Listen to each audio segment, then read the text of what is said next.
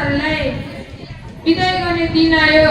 अर्को सम्झनाका तस्बिरले डेरा जमायो।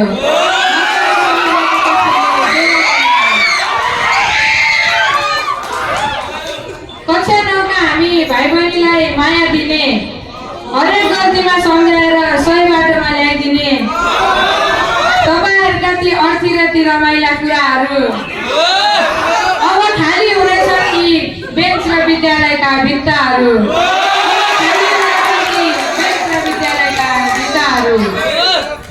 अन्नपूर्णको छायामा हामीले सँगै सपना बुन्यौँ, गुरुआमा र गुरुबाको ज्ञानका सागरमा सुन्यौँ।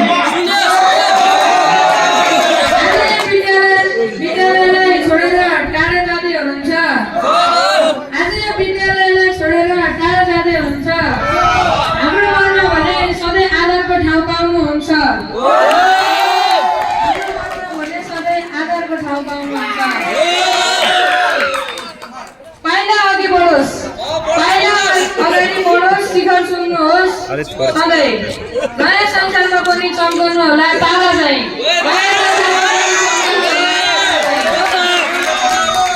विदाईको यो घडीमा आँसु त रोक्न गाह्रो छ, तर तपाईँको सम्झना सुन्न हामीलाई झनै प्यारो छ।